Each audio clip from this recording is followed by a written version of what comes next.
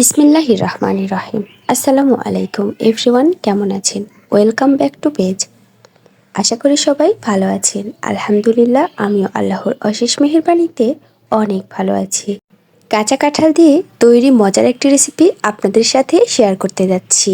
এই রেসিপিতে লাগছে কাঁচা কাঁঠাল, আর এখানে আমি খাসির মাংস অ্যাড করেছি, আর বিরিয়ানির চাল দিয়ে একটি মজার বিরিয়ানি রেসিপি তৈরি করব।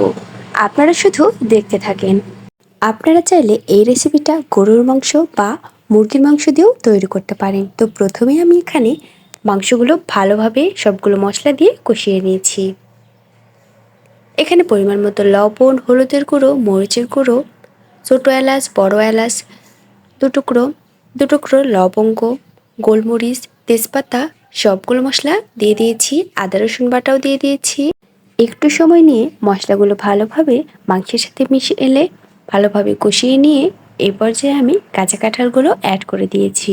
কাঁঠালগুলো এইরকম স্লাইস করে কেটে নিয়েছি। আপনারা আপনাদের ইচ্ছে মতো স্লাইস করে কেটে নিতে পারেন। কাঁঠালের মৌসুমে কিন্তু সবাই অনেক ধরনের রেসিপি শেয়ার করে থাকে, তবে আমার রেসিপিটা একবার হলেও বাসায় ট্রাই করে দেখবেন। আমার বিশ্বাস আপনাদের কিন্তু অনেক বেশি ভালো লাগবে। তো এরকম করে ভালোভাবে মাংস আর কাঁঠালগুলো আমি কষিয়ে নিচ্ছি। দেখুন, এখন কিন্তু আমি এখানে একটু পানি অ্যাড করি নাই। একটু সময় নিয়ে কষিয়ে নেওয়ার পর এখানে পানি অ্যাড করে দিয়েছি। এখানে 1 কাপ পরিমাণ পানি দিয়ে দিলাম।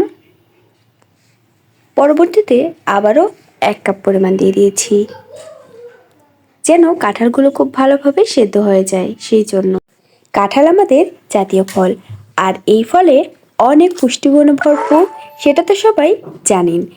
তো আমরা কাঁচাতেও কিন্তু এরকম স্লাইস করে কেটে বিভিন্ন রেসিপি তৈরি করে খেতে পারি। আজকে আমি আপনাদের সাথে যে রেসিপিটি শেয়ার করেছি সেটা হচ্ছে খাসির মাংস দিয়ে কাঁচা কাঁঠালের বিরিয়ানি। তো এখন ঢাকনা দিয়ে ঢেকে দিয়েছি। অপেক্ষা করেছি বলক আসা পর্যন্ত। একটি বলক আসলে ঢাকনাটি তুলে ভালোভাবে উল্টিয়ে পাল্টিয়ে দিয়েছি। আবারও ঢাকনা দিয়ে ঢেকে দিচ্ছি পানীয়গুলো শুকিয়ে আসা পর্যন্ত। এই যে পানিগুলো প্রায় শুকিয়ে এসেছে। এখন আমি অ্যাড করে দিচ্ছি বিরিয়ানির চাল। চালগুলো আমি আগে থেকেই 2 থেকে 3 বার পরিষ্কার পানি দিয়ে ধুয়ে নিয়েছি। ধুয়ে নিয়ে ছাঁকনিতে রেখে দিয়েছিলাম পানিগুলো যেন ঝরে যায়, সেই জন্য। এখন ভালোভাবে কাঁঠাল আর মাংসের সাথে চালগুলো মিশিয়ে নিতে হবে।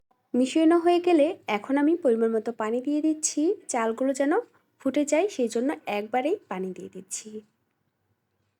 এই যে পানি দেওয়া হয়ে গেছে। এখন অপেক্ষা করব বলক আসা পর্যন্ত, আর সম্পূর্ণভাবে চালগুলো ফুটে বিরিয়ানি রেসিপি হয়ে যাওয়া পর্যন্ত। আর একটি কথা আপনাদেরকে বলে নিই যে পরিবেশনের যেই ভিডিওটা ছিল সেটা আমার ফোনে ছিল, তবে ডিলিট হয়ে গিয়েছে, এই জন্য আপনাদের সাথে শেয়ার করতে পারলাম না, খুবই দুঃখিত। আর ভিডিওটি ভালো লাগলে অবশ্যই লাইক কমেন্ট করে যাবেন।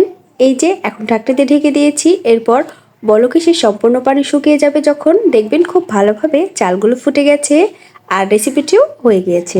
সবাই ভালো থাকবেন, সুস্থ থাকবেন। আল্লাহ হাফেজ।